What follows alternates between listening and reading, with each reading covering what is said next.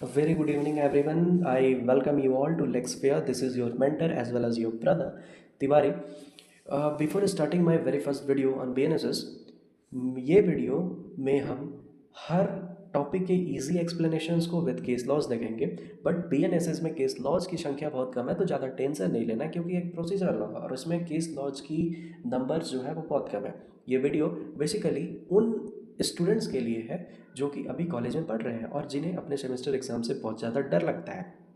सो अब डरने की कोई ज़रूरत नहीं है। Your all topics will be concised and will get cleared in just few minutes. Now तो हम आते हैं अपने वेरी फर्स्ट टॉपिक में, that is constitution of criminal codes, जो कि चैप्टर 2 ऑफ बीएनएसएस में डिफाइंड है। अब क्रिमिनल कोड्स होते क्या हैं? तो वैसे कोड्स जो कि वायलेशन ऑफ क्रिमिनल लॉज को देखते हैं उनको हम क्रिमिनल कोड्स बोलते हैं। जैसे कि फॉर एग्जांपल के साथ इसको हम समझेंगे। जैसे कि एक श्याम नाम का आदमी है, वो गया थेफ्ट किया, मतलब चोरी की, और जो पुलिस है उसको पकड़कर एक कोर्ट के सामने ला कर रखती है, जहाँ पर उसके पूरे ट्रायल्स चलते हैं। तो जिस कोर्ट के सामने वो रखा गया उसको हम क्रिमिनल कोड्स बोलते हैं। अब क्रिमिनल कोड्स के कुछ ऑब्जेक्टिव्स भी होते हैं।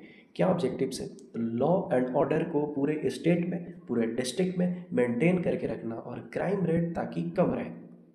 नाउ मूविंग फॉरवर्ड, अब क्रिमिनल कोड्स तो हम लोग पढ़ रहे हैं, तो इंडिया में बहुत सारे कोड्स होते हैं। जैसे कि सबसे पहला आप देख सकते हैं सुप्रीम कोर्ट, जो कि एपेक्स कोर्ट है, फिर आता है आपका हाई कोर्ट, फिर आता है आपका सेशंस कोर्ट, फिर आता है चीफ जुडिशियल मजिस्ट्रेट का कोर्ट, फिर आता है आपका जुडिशियल मजिस्ट्रेट फर्स्ट क्लास, फिर जुडिशियल मजिस्ट्रेट सेकंड क्लास। अब इनके पास बहुत सारे पावर्स है, अलग अलग पावर्स है पनिशमेंट देने के। तो सुप्रीम कोर्ट किस तरीके के पनिशमेंट्स को दे सकता है? तो सुप्रीम कोर्ट जो है वो ऐसे तो एपेक्स कोर्ट है, इसीलिए इसके पास कोई भी सेंटेंस देने का पावर है। नाउ हाई कोर्ट जो है वो भी पूरे स्टेट का मालिक होता है, इसलिए इसके पास भी कोई भी सेंटेंस देने का पावर है। और फिर आते हैं हम जब सेशंस कोर्ट की बारी में, तो ये जो है वो 0 से लाइफ इम्प्रिजनमेंट तक का दे सकता है। जीरो जीरो मतलब कुछ नहीं से लाइफ इम्प्रिजनमेंट तक का दे सकता है। प्लस एक बात और, ये जो है वो डेथ भी दे सकता है, बट डेथ तभी देगा जब इसको हाई कोर्ट से कन्फर्मेशन मिल जाएगा कि हाँ भाई आप इस आदमी को डेथ दे सकते हैं। फिर आता है जुडिशियल मजिस्ट्रेट का कोर्ट, जो कि अप टू 7 ईयर्स तक के पनिशमेंट को देता है। फिर आता है जुडिशियल मजिस्ट्रेट फर्स्ट का क्लास का कोर्ट, जो कि 3 ईयर्स तक के पनिशमेंट दे सकता है। पनिशमेंट मतलब इम्प्रिजनमेंट दे सकता है। और जुडिशियल मजिस्ट्रेट सेकंड क्लास का कोर्ट, जो कि अप टू 1 ईयर तक के इम्प्रिजनमेंट को दे सकता है। Now coming two sections. Sections कुछ ऐसे चीज़ है जो कि पूरे बीएनएसएस में भर भर के दिए हुए हैं, और स्टूडेंट्स को जनरली इतने सारे सेक्शंस पढ़ने का मन बिल्कुल नहीं होता, बट पढ़ना तो पड़ेगा। बट आप डोंट टेंशन, मतलब आपको चिंता करने की कोई ज़्यादा ज़रूरत नहीं है, बट क्योंकि हम इन सेक्शंस को इतने सिंप्लीफाइड वे में लेकर आए हैं जो कि ऑब्वियसली आपको क्लियर हो जाएंगे।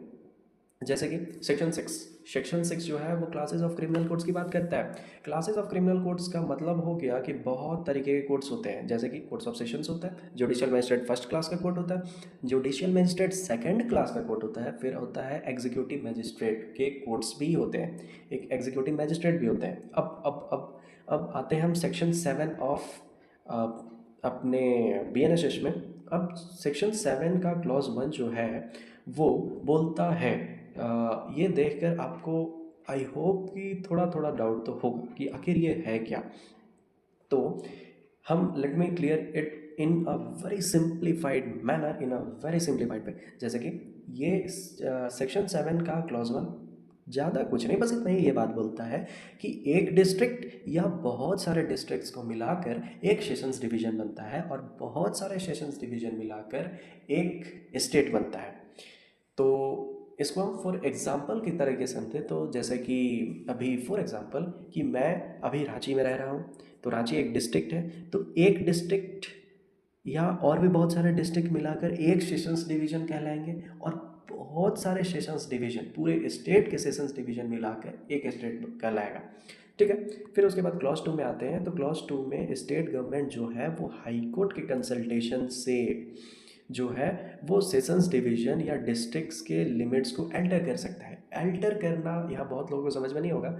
एल्टर करने का मतलब है कि किसी भी सेशंस डिवीज़न या डिस्ट्रिक्ट के बॉर्डर्स को बढ़ा सकता है या घटा सकता है। Now coming to the clause 3 बोलता है कि स्टेट गवर्नमेंट जो है वो हाई कोर्ट के कंसल्टेशन से डिवाइड कर सकता है किसी भी डिस्ट्रिक्ट को सब डिविजन्स में। अब बहुत लोगों को ये नहीं समझ में आया कि सब डिविजन्स होते क्या हैं। तो कोई एक डिस्ट्रिक्ट जो होता है उसके नीचे बहुत सारे सब डिविजन्स हो सकते हैं, या अगर हम कहना चाहें तो ये भी कह सकते हैं कि बहुत सारे सब डिविजन्स को मिलाकर एक डिस्ट्रिक्ट बनता है। तो क्लॉज 3 उन्हीं बातों को कहता है कि स्टेट गवर्नमेंट जो है, मतलब कोई भी सरकार जो है, जैसे कि कोई भी स्टेट का गवर्नमेंट हो गया, जैसे कि झारखंड सरकार हो गया, जैसे कि बिहार सरकार हो गया, वो उस स्टेट के हाई कोर्ट से बातचीत कर कंसल्ट कर किसी भी डिस्ट्रिक्ट को बहुत सारे सब डिविजन्स में बांट सकता है और उसके बॉर्डर्स को बढ़ा घटा सकता है। नाउ मूविंग फॉरवर्ड, सेक्शन 8 जो है वो कोर्ट्स ऑफ सेशंस की बात करता है। कोर्ट्स ऑफ सेशंस मतलब हो गया कि हर स्टेट गवर्नमेंट जो है वो कोर्ट ऑफ सेशंस बनाता है हर सेशन डिवीज़न के लिए। मतलब कि हर सेशन डिवीज़न के अंदर में हर कोर्ट ऑफ सेशंस बनाए जाते हैं स्टेट गवर्नमेंट के द्वारा, और वो सेशन कोर्ट जो है, अब उस सेशन कोर्ट में एक जज तो बैठेगा ही, और ये जज जो है वो हाई कोर्ट के द्वारा अपॉइंट किए जाते हैं। फिर उसके बाद आता है एडिशनल सेशन जज, वो भी हाई कोर्ट के द्वारा अपॉइंट किए जाते हैं उस कोर्ट ऑफ सेशन में बैठने के लिए। नाउ अब ये एक बहुत ही इम्पोर्टेंट पॉइंट्स को हम डील करने वाले हैं। ये जो है क्लॉज 4 ऑफ सेक्शन 8 जो है वो बोलता है कि किसी भी एक सेशन डिवीज़न का जो सेशन जज है वो किसी दूसरे सेशन डिवीज़न का एडिशनल सेशन जज बन सकता है। जैसे कि फॉर एग्जांपल अगर हम अभी रांची में हैं, तो यहाँ का जो सेशन जज होगा वो पलामू के कोर्ट का एडिशनल सेशन जज बन सकता है। So I think it's become very clear to you. Now section 9 की ओर हम फॉरवर्ड करते हैं, तो ये जो है वो जुडिशियल मजिस्ट्रेट के कोर्ट की बात करता है। तो ये सीधी सीधी बात बोलता है कि हर डिस्ट्रिक्ट में बहुत सारे जुडिशियल मजिस्ट्रेट फर्स्ट क्लास और जुडिशियल मजिस्ट्रेट सेकंड क्लास के कोर्ट्स होंगे। नाउ उसके बाद CJM और एडिशनल CJM की बात करते हैं। अगर बहुत लोगों को समझ में नहीं आया कि CJM और एडिशनल ACJM क्या है, तो CJM जो है वो चीफ जुडिशियल मजिस्ट्रेट और ACJM additional chief judicial magistrate होते हैं। अब हाई कोर्ट जो, इसका क्लॉज 1 क्या बोलता है कि हाई कोर्ट जो है, किसी भी स्टेट का हाई कोर्ट जो है वो जुडिशियल मजिस्ट्रेट फर्स्ट क्लास को CJM बना सकता है, मतलब प्रमोशन कर सकता है, चीफ जुडिशियल मजिस्ट्रेट बना सकता है, या किसी भी जुडिशियल मजिस्ट्रेट फर्स्ट क्लास को डायरेक्टली एडिशनल CJM बना सकता है, मतलब एडिशनल चीफ जुडिशियल मजिस्ट्रेट बना सकता है। मूविंग फॉरवर्ड, अब हम ज्यूरिसडिक्शन ऑफ एग्जीक्यूटिव मजिस्ट्रेट को देखेंगे। तो DM जो कि राजा है, जो कि डिस्ट्रिक्ट मजिस्ट्रेट है, वो एग्जीक्यूटिव मजिस्ट्रेट के लोकल लिमिट्स को, मतलब कि उनके बाउंड्रीज़ को बताता है time to time. Now coming to section 18, public prosecutors. तो पब्लिक प्रोसिक्यूटर्स क्या होते हैं, तो यहाँ पर बहुत लोगों को पता नहीं होगा पब्लिक प्रोसिक्यूटर्स क्या होते हैं। तो let me make it very very clear to you. Public prosecutors वो लोग होते हैं जो कि सेंट्रल या स्टेट गवर्नमेंट के बिहाफ में प्रोसीडिंग में पार्टिसिपेट करते हैं, मतलब कि सेंट्रल या स्टेट गवर्नमेंट की तरफ से कोर्ट में लड़ते हैं, वो होते हैं पब्लिक प्रोसिक्यूटर। अब सेंट्रल या स्टेट गवर्नमेंट जो है वो हाई कोर्ट के कंसल्टेशन से पब्लिक प्रोसिक्यूटर PP और एडिशनल पब्लिक प्रोसिक्यूटर APP को बनाता है।